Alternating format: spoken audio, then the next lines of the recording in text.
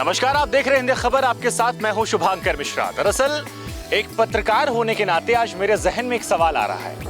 आज मैं मौजूद हूं बरेली के द इंग्लिश स्कूल में और यहां पहुंचने के बाद एक सवाल जो मेरे जहन में आया वो ये था कि एक पत्रकार होने के नाते हम अक्सर हम ज्ञान की बातें बहुत सारी करते हैं। हम अक्सर लोगों को समझाते हैं कि समाज को बदलना चाहिए, समाज को दिशा ऐसे देनी चाहिए, लेकिन जमीनी तौर पर बहुत कम लोग ऐसे होते हैं जो इस चीज को करने का मादा रखते हैं। आज मुझे बहुत गर्व है कि मेरे गुरु के गुरु ने ये करके दिखाया है और मेरे गुरु के पिताजी आज मेरे साथ मौजूद हैं। इस स्कूल के संस्थापक है। सर, बहुत सीधा सवाल, इस स्कूल का ख्याल कहाँ से आया? क्या सोच थी जो ये स्कूल शुरुआत की गई? देखिए, बरेली में हम लोग सामाजिक क्षेत्र में कार्य लगभग 60 वर्ष से कर रहे हैं जी।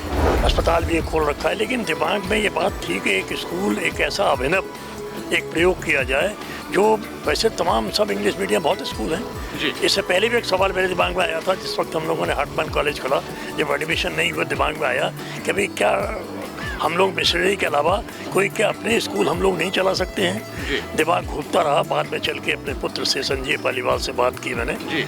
उसके साथ जो है लोगों से बातचीत की तो दिमाग में आया कि एक ऐसा स्कूल खोला जाए जो कि आजकल के वातावरण को सूट करता हो और टोटल इंग्लिश मीडियम हो। सर, फिर एक सवाल आता है कि छोटे बच्चों का स्कूल क्यों? जी, इसलिए छोटे बच्चों का जो बैकग्राउंड अगर सही नहीं होगी, अगर हम उसको सही माहौल प्रारंभिक नहीं देंगे तो निश्चित है वो बच्चा जो कहीं ना कहीं गलती कर जाएगा और कहीं ना कहीं उससे भूल होगी। हो सकता है उसके वातावरण की वजह से वो अपने को कभी भारतीय न कहकर, हो सकता है कि हम बंगाली, पंजाबी कहे, हिंदू, मुसलमान कहे। जो हम शुरू से ही उसकी एक बुनियाद पक्की करेंगे तो ये भावनाएँ नहीं आएंगी और उसके अंदर ये आएगा हम भारतीय हैं। इसी उद्देश्य को लेकर ये किया गया और यहाँ पर आप देखिए मिक्स्ड आबादी है, हिंदू मुस्लिम सब है यहाँ पर। क्योंकि यही उद्देश्य था हमारा कि हम उस क्षेत्रों में जाएं जहाँ पर पैसा तो है लेकिन बुनियादी शिक्षा नहीं मिल पाती है। इसलिए दिमाग में आया और इस क्षेत्र में खेलोगे।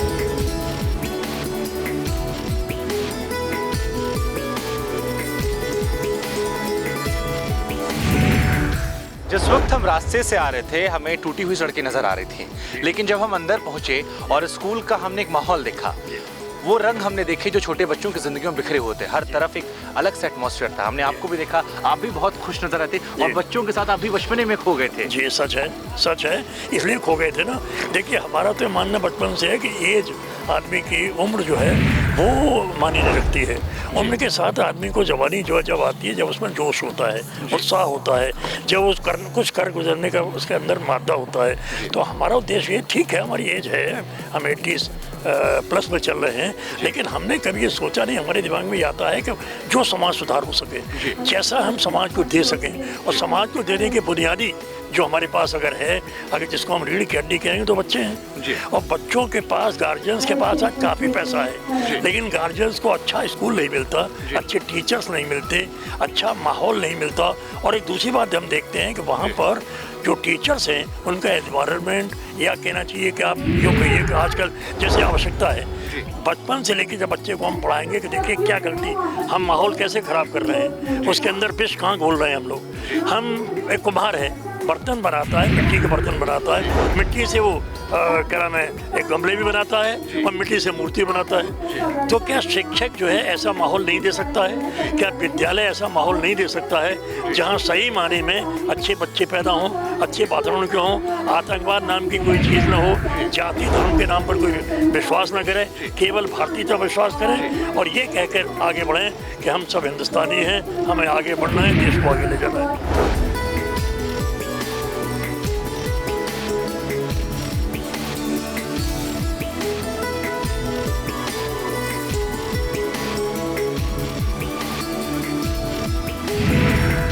बहुत शानदार बात आपने, क्योंकि आज का अगर पॉलिटिकल सिनेरियो भी देखें तो ये चीज़ें बहुत ज़रूरत होती है, क्योंकि बुनियादी सोच अगर ऐसी रहेगी तो शायद देश को लेकर एक भावना जगेगी। लेकिन एक सवाल सर आता है, क्योंकि तमाम पेरेंट्स से बातचीत में लगातार कर रहा था, वो ये कह रहे थे कि उनके बच्चे पढ़ रहे हैं, कई स्कूल खोले आते हैं, हर साल स्कूल खोलते हैं, एक बिजनेस बना रखा है लोगों ने स्कूल को।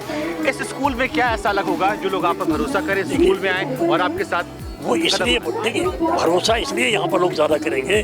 देखिए, एक तो आपने पूरा फर्नीचर से लेकर यहाँ का जो एक एनवायरनमेंट से लेकर आप देखिए पूरे आपका जो कम्बिनेशन, कलर कम्बिनेशन देखिए, बच्चों की यहाँ पर जो बॉडी लैंग्वेज है उसको अनुमान लगाइए, टीचर्स यहाँ प्रिंसिपल हमारी बैठी है उसको अनुमान लगाइए, तो अंदर दिखाई देगा। अंदर दिखाई देगा जैसे ही आप एंट्री लेंगे वहाँ से आप चारों तरफ के ग्रीनरी वातावरण को देखिए।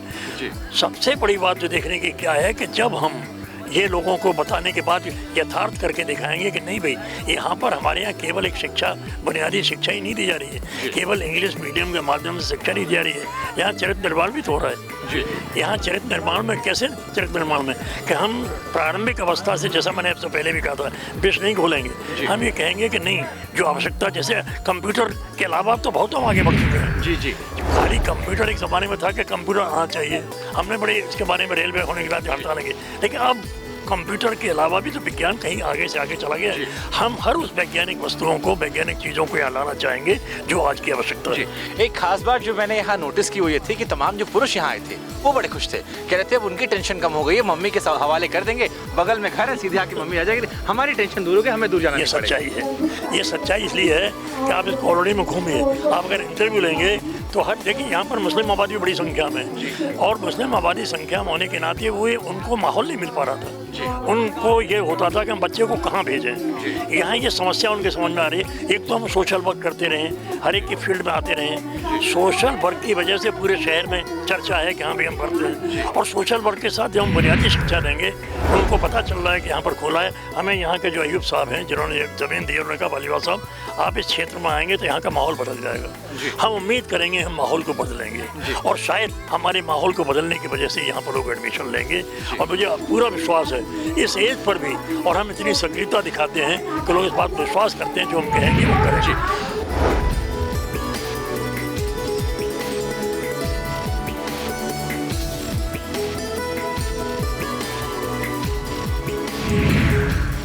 आने वाले दिनों में द इंग्लिश स्कूल को आने वाले दिनों में, आने वाले सालों में कहाँ देख रहे हैं? निश्चित रूप से हमारा भविष्य दिखाई दे रहा है। आने वाले स्कूलों में निश्चित रूप से हमारा कंपटीशन होगा, और जो नए नए स्कूल, आज नाम लेना तो ठीक नहीं है, नए नए स्कूल जो आज जो ऊंचाइयों पर हैं उनको लगेगा कि कंपटीशन आ गया। और कंपटीशन ज़माने में हमारा उद्देश्य क्या है, बच्चों को, बच्चे जो जहाँ पढ़ रहे हैं उससे ज़्यादा कुछ अभिनय प्रयोग करके, उससे ज़्यादा कुछ एक्स्ट्रा ऑर्डिनरी करके दिखाएं। कि मेरे शब्द हैं जहाँ पर हम उन बच्चों से जो और जगह पढ़ रहे हैं उनसे कुछ एक्स्ट्रा ऑर्डिनरी टैलेंट करके दिखाएं, उनसे और एक्स्ट्रा ऑर्डिनरी हम जो विज्ञान में आगे बढ़ाएं, एक्स्ट्रा ऑर्डिनरी एनवायरनमेंट में आगे बढ़ाएं, तब तो हम सफल होंगे। और यही लक्ष्य लेके चलें, शायद हम सफल होंगे। तो आत्मविश्वास है। जी बिल्कुल होंगे आप, निश्चित तौर पर हम विश्वास करते हैं।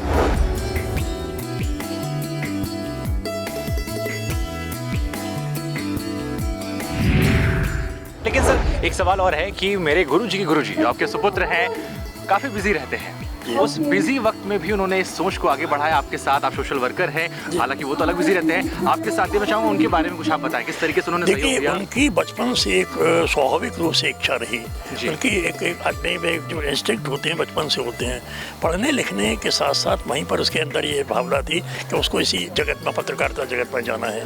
जब उसे जाना था उसके मन में फिर आया, फिर हम लोगों ने उनको एक बात कही, कभी देखिए वो तो हो गया, आप यहाँ से आके दिल्ली के हो गए, हमारे एक भाई है जर्मनी के हो गया, उससे अस्पताल खुलवा दिया हमने। मैंने कहा अब आपको कोई ऐसा काम, ठोस काम करना है ताकि हम जो है नई पीढ़ी को संदेश दे सकें। उसने हमारी बात को माना। तस्लीम उनके साथी हैं, उन्होंने इस बात को स्वीकार किया। संजीव और तस्लीम दोनों की जोड़ी ने हमारी जो आकांक्षाएं थी, हमारी जो मनोभावनाएं थी, उनको पूरा किया है। तो मेरा आशीर्वाद इनकी और आगे आने वाली पीढ़ी के लिए सदैव रहेगा। एक और खास मेहमान मेरे साथ है, लेकिन मैं चाहूँगा कि खास मेहमान का जो इंट्रोडक्शन है वो मैं ना करूं, वो सर बताएं इनके बारे में। तो सर देखिए, हमारे बीच में डॉक्टर महेंद्र सिंह बसु हैं, ये मेरे साथी तो ही हैं, लेकिन इनकी एक ख़ास बात है, पूरी हिंदुस्तान में नहीं पूरी दुनिया में इन्होंने एक ऐसा करिश्मा करके दिखाया है कि यहाँ से लेके पार्लियामेंट से लेके और विदेशों तक इसकी चर्चा हुई है।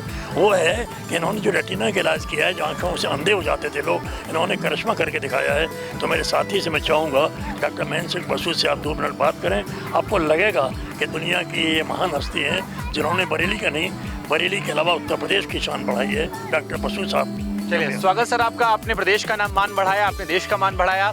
आज हमारे साथ एक और शख्सियत है, एक और शानदार चीज़ हम देख रहे हैं। मैं चाहूँगा इसके बारे में कुछ अल्फाज आपके हैं। ये जो पालीवाल जी ने जो यहाँ स्कूल खोला है, इसमें यहाँ बहुत सख्त ज़रूरत भी थी यहाँ पर, और मैं देख रहा हूँ कि यहाँ तमाम इतनी दूरी पर कोई भी अच्छा स्कूल जो है वो नहीं है।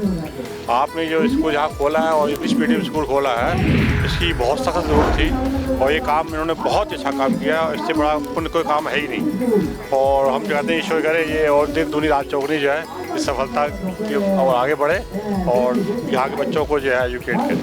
चलिए, बहुत बहुत शुक्रिया आपका भी डॉक्टर साहब भी कह रहे थे कि दिन दुगना रात चौगना बढ़े। जिस तरीके से डॉक्टर साहब ने बरेली का, प्रदेश का, देश का नाम रोशन किया है, उसी तरीके से ये स्कूल भी आगे बढ़े और बरेली को एक और अलग लेवल पे लेके जाए। बहुत बहुत शुक्रिया, देखते रहिए हिंदी खबर।